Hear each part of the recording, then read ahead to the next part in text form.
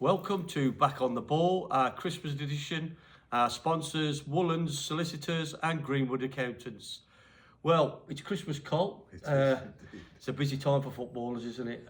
Yeah, I mean it's full on for obviously all the football clubs, but they say that the results during the Christmas period more or less sets you up for the new year, and you can get a good idea of where it's leading to. But when I was involved in it, it's just you don't see your families basically. No. I think that is the biggest loss when you're a football player or a football manager.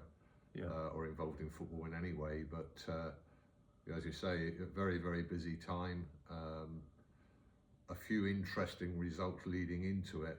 Yesterday's results were there were one or two big results. Quite a few unexpected results. We can talk about them as we go along, but I think the draw at obviously my team Chelsea drawing at Everton. I had that down as a draw, believe it or not. Really? Yeah, because I thought it was going to be a tough game, Dino. Yeah. Because Everton they've improved. They've learnt from the early part of the season, and I think arguably out of possession, Everton are probably one of the toughest teams to break down. He's got them really organised, really working in the areas that matter when you're out of possession. But the team feel comfortable out of possession now, whereas before, when I watched Everton, they were very uncomfortable out of possession. And I think, having been a coach and been a manager, I always used to try to do training sessions when we were out of possession but still in control of the game. And I feel that Everton now are close to doing that. Very, very difficult team to break down. So I thought it was going to be about one each yesterday. I predicted one each. Could have easily been one each or 1-0 to either team, but very few chances. A few important players missing from the Chelsea team. But you have to give credit to Everton, and as I say, they're brilliant out of possession. They're a very good team. Yeah, I think he's a great manager, Dyche, to be fair, and I think it's a typical example of how teams should stick with managers and try and build something. Now, the big question mark over that club will be they've just been taken over by new owners. Now, when they come in, will they go for the big name? Will they go and try and take Everton into the top four? That'll remain to be seen. But, you mentioned Christmas and the time of Christmas, and you'll see a lot of high-scoring games, whether that's down to some of the players having a couple of drinks, I don't know. I know probably not so much now, but I know back in our day, I mean, there must have been a few Christmas celebrations with Chelsea and Tottenham. Yeah, I mean, again, it was always. I think now they seem to do something at the training grounds because their training grounds are so developed now, and they have areas where there's chefs and everything in there, and their dietaries are looked after. You name it, they get it. And I think it's more of staying together but controlling it. And in our time it was out of control. Well, I think so. Yeah, I mean, I tried to manage that quite well personally. But some of the boys used to, if you like, go over the top. But sometimes it didn't matter too much because they trained really hard. The next day it was a completely different setup and a completely different mentality. But the results yesterday. I mean, you've got Spurs 3, Liverpool 6. That is just unheard of, really. You've then got Manchester United playing at home against Bournemouth and losing 3-0. Again, Bournemouth are a good team, don't get me wrong, but you do expect Manchester United to win that game, if not draw that game, but certainly not lose it 3-0. Well, people are saying this about Manchester United, but Manchester United haven't been any good now for probably 3 seasons, if possibly 4. So, they've not got it right since Ferguson left. I mean, I think they were close with Mourinho, and I think they should have maybe kept with Moyes. But after those two, the rest of them, I just don't think they've, people get going on about they're a big side. Yes, globally, as fan based and that, but as a team, they've not done nothing now for years. And I think, the concept of going to Man United and Old Trafford is difficult. I don't think it is anymore. No. And teams have sussed them out with some of the players they've got. Yeah, I think if you go back to Ferguson era, you know, he had the golden boys coming through at youth level, you know, and I find that, you know, that's not happened of late, and I think that was his backup, if you like, in terms of everything. But going back to Sean Dyche, you know, in the new regime taking over, I think the most important part of that would, if they're going to put money into it, which they're going to have to improve the playing side of it, but then it comes down to recruitment. And I think, you know, I talk about recruitment all the time, probably talked on our show quite often about this, and I feel that is a game where the likes of, and I said it last time, Manchester City have got it wrong. You know, their recruitment has not been correct. It's not been, they've not actually visualize what was going to happen. You know, in this game, you've got to stay ahead of the game. If you don't stay ahead of the game and you're on a level, that is, and you stop, that is danger. You've always got to be trying to improve. And I think that Manchester City let a few players go who personally I wouldn't have let go. We said you that, know, didn't and I we? think that's Jesus and players like that. And again, I think if you analyse the teams that Liverpool, for example, are at top of the league at the moment, they've got players who can affect the game off the bench. He has the options, if you like. Like yesterday, he played without a recognised centre forward. But he recognised the weakness of Tottenham and used a wide player for the want of I suppose he is a wide player, really playing up front. And then brought Nunes on late on. And I don't think many of the teams in the Premier League or in any league that I look at have the choice of changing their striker. For example, start with a target man, if you like, but then have a player on the bench who basically is able to attack in behind, you know, and then gives the other team a different.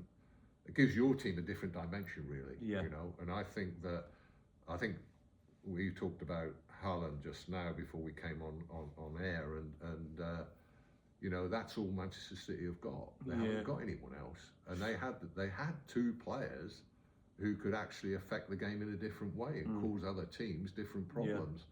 And I felt that they've let that go, and trying to get that back is very, very difficult.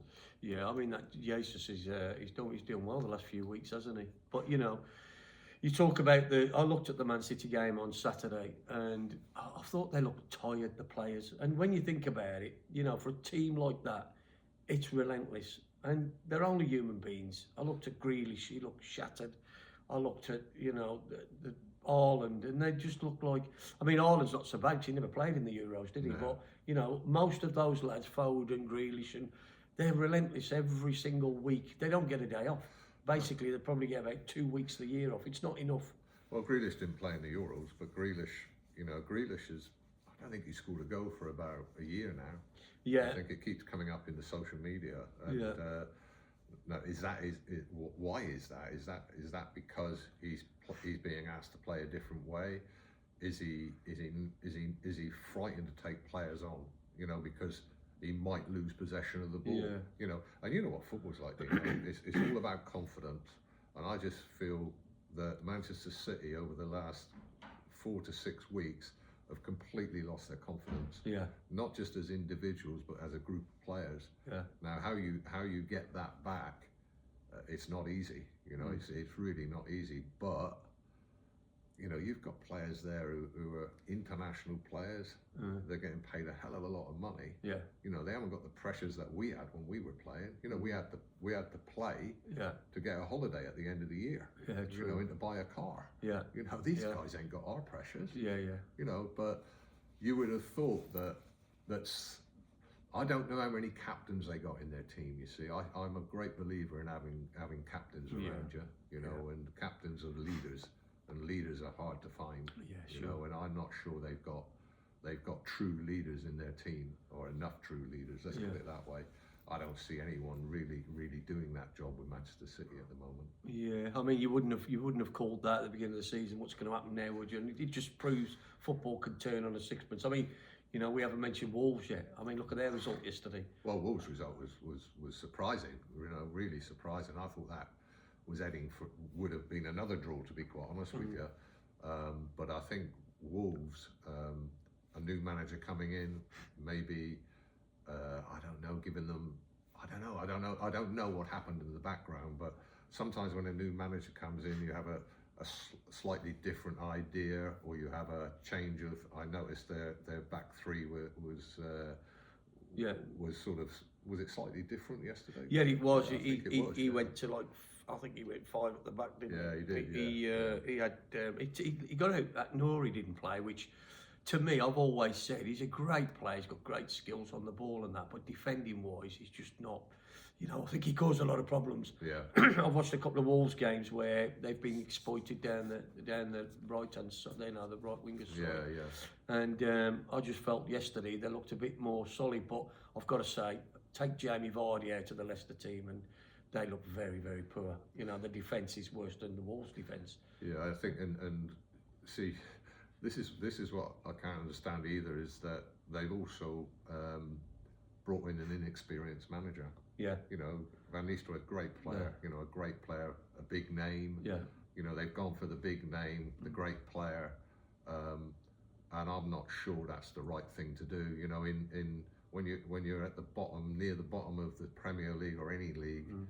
You need a bit of experience, you know, because you need someone who can set it out properly, someone who can work in and out of possession, someone who knows the whole what's needed to cement you really and make you strong as a team. And you know, I think Leicester can certainly dragged into it after yesterday's result, and I think they could be really looking over their shoulder. You know, if Wolves can kick on from this.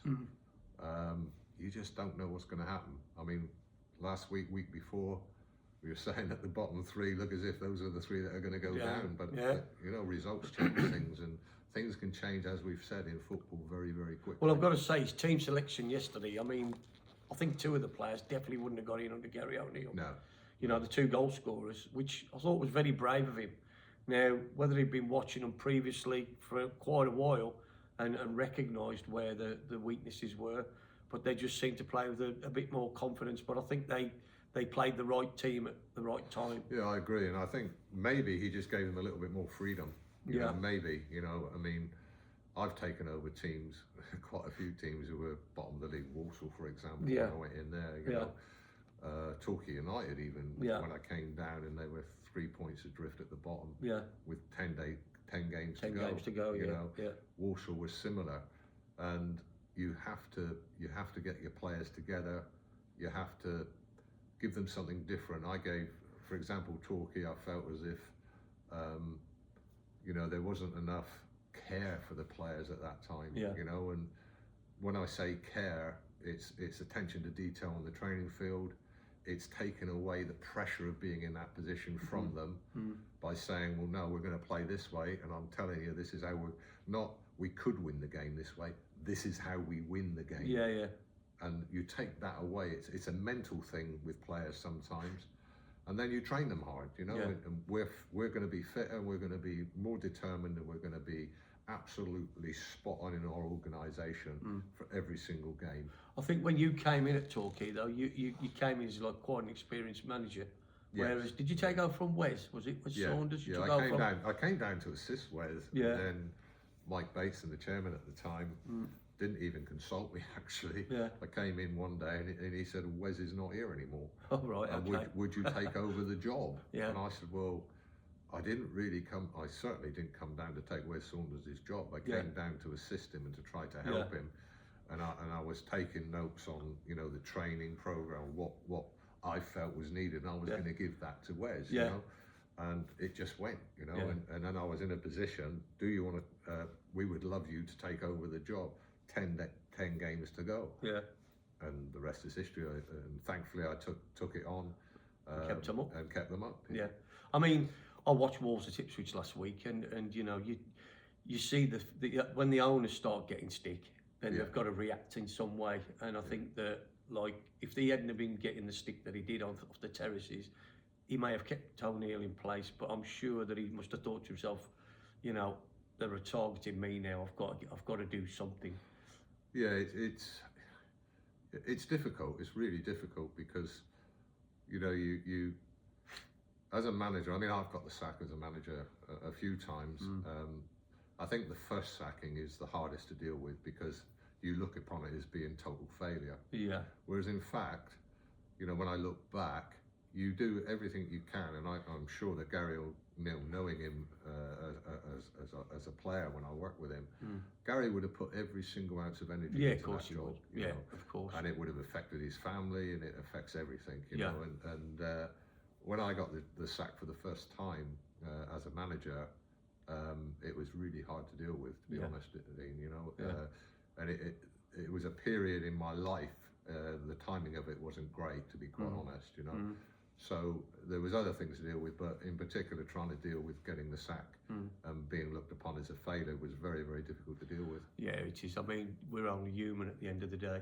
I know when I was at Tensford and I left there, the chairman had called me in, and he called me in early, and I knew there was something wrong. But when I went there, he basically told me that, you know, I think you've took us as far as we can go, which was fair enough. I didn't agree with him. We were sitting 7th in the league, and, you know, but we had a bad beating by a team below us. And then when I left, I got in my car, and he rang me, and he said, where are you? I said, oh, I'm just leaving. He said, oh, I thought you'd have stayed for a cup of tea. And I'm like, you've just sacked me. I said, no. I said, I don't think that'll be happening anytime I suppose soon. the only difference, when we were managing, is when you actually get the sack. Yeah. Initially, you had to go through a process. This was before the LMA was formed. Yeah. The LMA being the League Managers Association, and excuse me. Prior to that being formed, managers had to go through like court proceedings to try and get their money. That's right. You know, people are not aware of that. Yeah. And I can remember when I left Watford, the LMA literally had just been formed, and there were like a few members, and I was one of the first members of the LMA, the League Managers Association, and John Lyle, who was a fantastic guy, helped me and assisted me in that process. Yeah. But it still took getting on for a year at that time for me to get my money, which was I was contracted on, and during that period, the chairman at that time, a guy called Jack Petchy, actually tried to take me to court because I supposedly did something wrong, cost him another 10 grand. Yeah. And all these things, you're going through, you're then trying to look for another job. If you then take on another job, then the money that you get from the job you took on is taken off what the sacking club owed you, because that's the law of the land. Yeah. Now, this day and age, and the LMA are now huge set up. My understanding is that and I'm not sure whether this is in all the leagues, but I know for a fact this in the Premier League, that if you sack a manager in the Premier League, you cannot employ another manager until the manager you've sacked has been paid off. Yeah. So prior to being sacked, the negotiations are already done, Dean, and I know they've got agents and everything else now. And we're talking about huge amounts of money here. I mean, I did some research into this a few years ago when I was working for one of the local newspapers, and I think it's now more money than what I actually was able to find out in print in the newspaper. Yeah. But for example, take Jose Mourinho, you mentioned earlier. I think I'm correct in saying that his finances through being sacked is somewhere in the region of £96 million. Now, if I go rewind now back to what I was saying when I got the sack, it was a psychological thing to deal with in terms of also a financial position to deal with. Yeah. They haven't got that problem. You know? I don't know Gary O'Neill, where we started this conversation with. I don't know what Gary O'Neill's contract was, but I would assume that, it was quite a nice contract. Yeah. And so he can take a breather now, sit back, reevaluate everything, and then make a decision if he wants to come back into Yeah, it. I think you've got to be pretty emotionless to take that kind of job on. I mean, you can go on from the top of the Premier right down to a Sunday League side to get sacked. I mean, when I went, I was on a 10% of all players that I'd sold on. Yes. But to get my money, when I left, I'd got to relinquish that and say, look, and he went and sold 2 players, one to Wrexham and one to Macclesfield, who eventually went on for £1 million. Yeah. But you think to yourself, as soon as something like that happens, you just want to get out of there. But I would imagine Gary O'Neill's sitting on a beach now, counting his money, and he's probably thinking, well, what's my next move? Well, I hope so, yeah, because he did a good job there, and it was quite tough for him when he was dismissed from Bournemouth, really, and not taken back on, really. Yeah. And he was always going to get another job, but whether that was in management or whether it was an assistant manager, supporting a bigger manager, if you like, was the question. But no, he'd have gained a lot of experience with that job, and as you, if you like, take on clubs. I mean, he worked with Bournemouth, who were bottom of the league. He's worked with Wolves, who were bottom of the league. It's a similar field to what I had, really. Yeah. I never ever really had a team that were fighting like I was taken on by a team that were near the top of the league. Yeah. Had finances. Yeah. We always dealt with the bottom end, if you like, and that is survival. And that's like I say, I'm quite experienced with survival in football. It'd be nice to have experienced and have some money. Yeah. But the problem is, when you're out of a job, you've always got to take a job, basically, unless you're Mourinho or an Alex Ferguson or something like that, that you're going to go in at the top. Exactly. I mean, it's like, I think with him, probably if he took on a Derby County or a Watford, somebody who's been in the Premiership, knows the Premiership, and he could yo-yo up and down a bit between, and it'd be a good job for him. But changing subjects now. We've had a bit of a sort of laugh over the last few months. I see Torquay United have done a Legends team, and we didn't make it, unfortunately. You sort of went leg end team. Well, I mean, it's not wanting to be critical at Christmas. I just think that some of the decisions he made with that was a bit. Well, we're talking about Dave Thomas here, aren't we? We're talking about he's been reporting on Torquay for 50 years. Yeah. And I think when I started to read it, first of all, from what I can gather, he more or less did a description of himself, and one of them things were that he was a little bit blind and he had to have glasses. Yeah, so maybe that's why. Maybe that's why he chose who he chose. But I mean, it was 50 years reporting's a long time. But I mean, if you haven't learned nothing in 50 years, I would have resigned, I think. But I think I didn't get in the team because I'd only played 35 games and scored 17 goals. Yeah. And I don't think, taking into account what certain players had done when they left Torquay United, because obviously I went and played over 200 games for Chelsea. Scored hat-tricks and all them kind of things. Various things like that, and then ended up playing as a defender. Matt Elliott, for example, who didn't make it. Who I mean, if Matt Elliott couldn't get in the best players for Torquay United, then I think I'd jump through that window over there. Exactly. So I think we've got a professional approach to it, and through our eyes, we know who were the best players. But through, I think through what Dave Thomas has written, is that I think he's written it in a way what they did for Torquay United, as opposed to maybe what went on. But you've done things for Torquay United, scoring at Wembley and winning I scored trophies. in 3 semi-finals and 2 finals. Got them to a final and got them promotion to League One, which is one of the highest they've been. And he don't give you a mention, but I think a lot of it was probably to do with who was going to turn up to his do at the night. Well, I mean, I don't know. I mean, I mean, Willie Brown was there, and I played up front with Willie when I first came down as a young striker, and ended up, as you know, after 6 months or so, ended up playing for Tottenham, So But you know, you sometimes you wonder, you know, why these players got in the team and why other players didn't get in. But to be honest, it doesn't matter too much to me.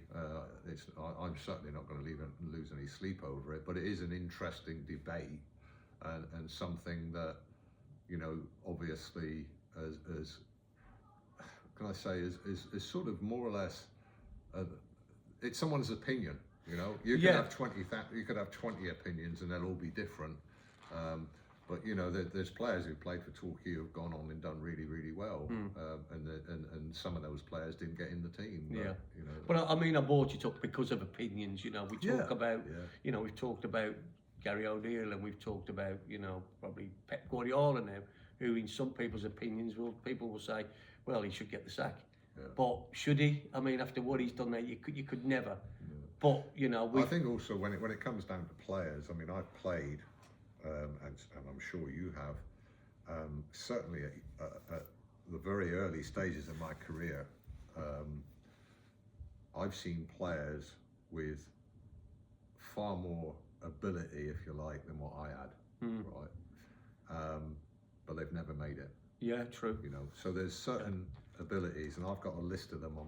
It's written on my phone because I'm doing a few sort of motivation talks and that coming up in the new year. Yeah. And so I did some research on it, and I went, and it's really, really interesting to know, and it's related to football and athletes and everything.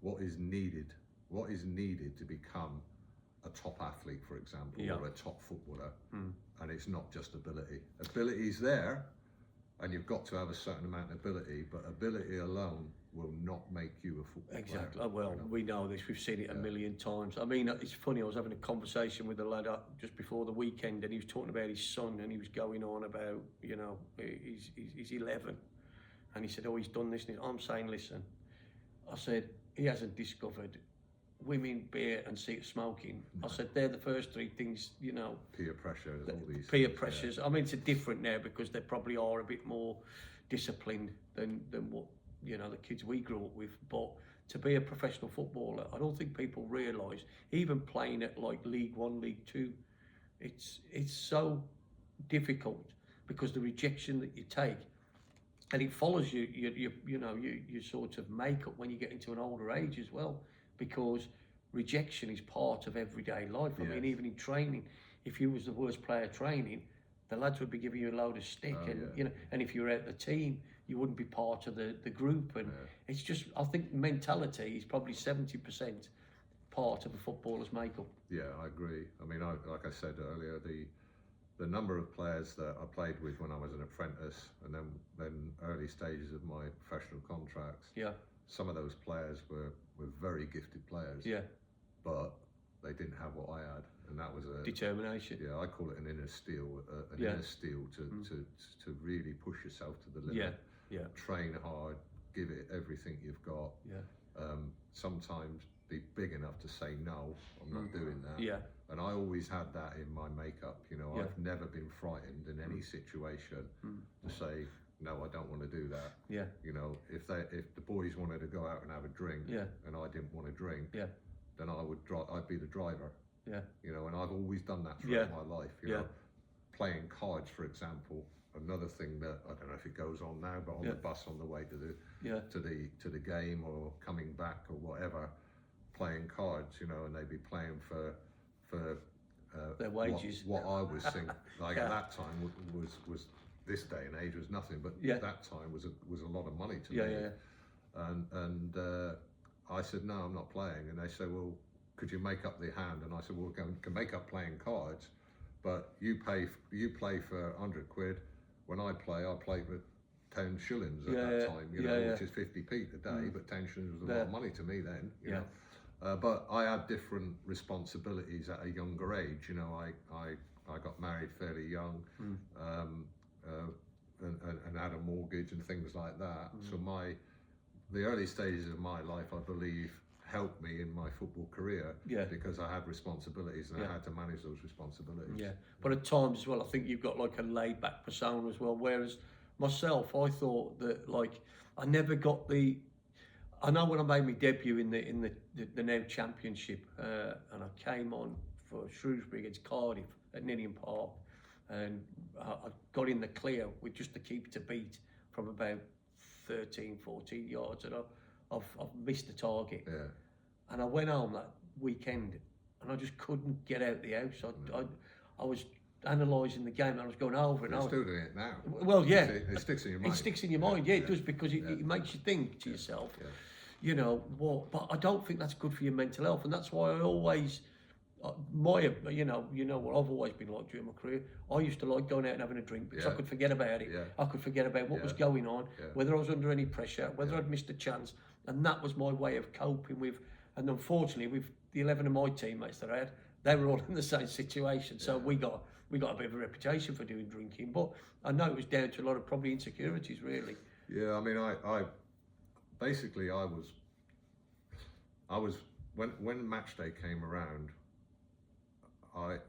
when I was a player, and certainly when I was a manager, and my wife will still tell you about this, is I just went quiet. Yeah. My concentration, when I woke up in the morning, no one could speak to me. Yeah. And when even the children, like if they were being loud and all that, used to really affect me. Yeah. So I was like so focused and concentrated, and I can remember. This is a funny story actually. We were playing Liverpool in the Cup at Chelsea, and the night before the game, my wife, I think it was, or my wife or my daughter were ill, and I had to be up nearly all night looking after them. And we were playing Liverpool the next day, and they couldn't come to the game because they weren't well. So I got in the car, and I was driving down thinking, bloody hell, I'm obviously tired, driving down, pulled into Stamford Bridge, and I was just like thinking, how am I gonna deal with this? But what it was strange actually, because as I drove into Stamford Bridge, the crowds were there and everything, and I just looked over across like that, and all of a sudden there's someone on top of me bonnet of my car. And I'm thinking, this can't be right. No. Anyway, we only went and beat Liverpool 2-0 when I got a goal. Brilliant. And this was in the cup game. And but you know what though, Cole? It's like I said this the other day. You know, you can work all week on your tactics. You can work all week on shape and everything else. You don't know what's going on in a player's four walls back at home. You know, and things like that. I mean, you probably got not lucky. But well, it's happening twice actually, Dino, because it's really strange how things weren't right how you wanted them to be before that, that night before, if you like. Yeah. And it's happened to me twice, and on both occasions, and I don't know whether it's your body, it's the momentum of things that have been going on and all this, and your brain's still active and all this and that. Yeah. And on both them occasions, I've played in those games and I've scored in them, and I've played really, really well. Yeah. It's weird. It's really, really strange. It's not the correct, if you like, way to prepare for a game, but in both those occasions, it worked out for me. Let's put it. Well, I suppose you've got to look at people's makeups again. Like some people need stability. Look, take Bobby Charlton and George Best, for instance. I mean, look at them pair. They would be prepared for games. I mean, imagine if you just swapped them over. Exactly. And told Bestie to stay for the week, and told Bobby to go out on the beer for a week. I mean, it'd be bizarre. Well, it's funny because I was talking to Alan Hodgson of Chelsea a couple of weeks ago. I actually went on to his podcast, as you know, and Alan's been doing the podcast for quite a while. Yeah. And Alan was telling me stories you'd never believe, you know, and people like Charlie Cook, who was an outstanding player. Yeah. Like Charlie had a real problem, you know, and I know in some situations he ended up sleeping in the change rooms at Stamford Bridge and stuff like that. You know, you then got your Osgoods and that again, that era and that group of players, it was all part and parcel of their makeup, if you like. Well, like George Best. I think you mentioned, you go back to Manchester United. Let's talk about Manchester United again. You know, your Brian Robsons and that era. You know, your Whitesides and all that. You know, we know of that. You know, and but that's the way things were. Well, done, I think you mentioned the other day when we was talking about Aussie idealists and smoking. Oh yeah. And I think a few of the foreign lads, they do like a cigarette, don't they? Oh, Aussie Ardiles and Ricky Villa, when they came into Tottenham, they both smoked, and I think it was Marlboro. I mean, I've never smoked, but I'm pretty sure it was Marlboro. Yeah. But the funny thing with Aussie, and Aussie's a real character and a fantastic player and a fantastic guy, and when we went to away games, they had a lovely bus at Tottenham, and at the back end was like an area for a chef to cook and all that. So we had a chef on board. So when we finished the games, we'd obviously put what we wanted to eat afterwards. Sat there, and they'd bring it around and all that. It was top notch, at that time. And I remember Aussie like having his food, and then if we got a result, it didn't matter too much to him anyway. But we usually did well with them. He would get this cigar out, and it must have been about this long to him, and he'd go, "We win today. Cheers, everybody." And he'd be smoking this great big cigar on the bus. I bet the cigar was as big as it was near enough, yeah.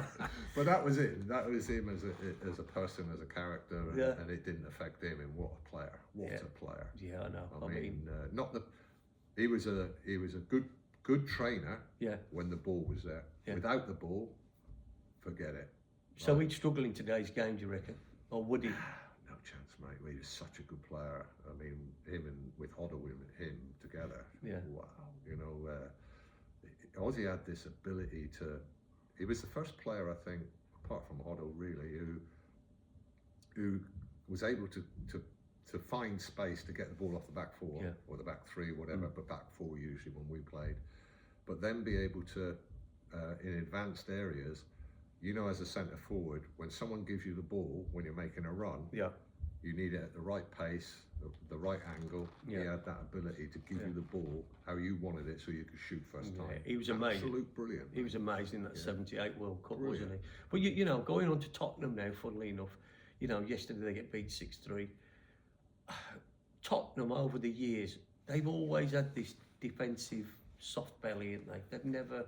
I don't know when you played with them. I mean, I know you went up from the Championship back into the Premiership. Yeah. But I mean, Tottenham, even when Gary Mabbott was there, they just seem to have that ability to self-destruct and just not be steely enough in the defence. No, I think they've always struggled to have an outstanding pairing of centre halves. Two centre halves, yeah. I think you go back. Mike England was a long way back. Yeah. He was dominant. Mackay was there. Yeah, but I don't think that they've ever been able to do that. When I was there, a boy called Osgood was playing, Stevie Perriman alongside him, who Perriman would come out with the ball, and that helped us play the way that we wanted to play. Yeah. I think they brought in John Lacey from Fulham. John was a decent player, but he wasn't like an international outstanding player, if you like. Yeah. No disrespect to him at all, but they tried a good boy called Don McAllister again. Terry Naylor played right back. Jimmy Holmes played left back. Barry Daines took over from Pat Jennings. Yeah. But they haven't since the Pat Jennings era and all Cyril Knowles. They haven't really had that defensive strength, if you like. You know? And you look at the Arsenal teams, the strength of Arsenal have always been that strong it's back amazing, forward. and they need to make a North London side that might win a few things then. Oh, I don't think that'll happen. Well, look, we're nearly out of time now.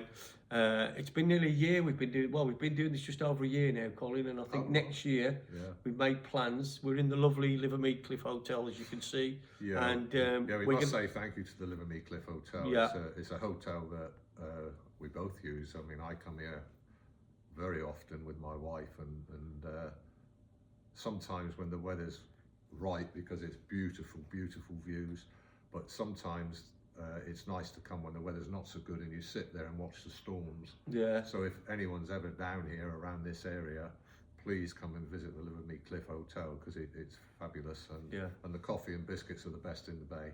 Well, we're actually in a decent room here, and I think next year we'll be doing a few shows where we're going to get some lads down to tell their stories. So yeah, look out for that one.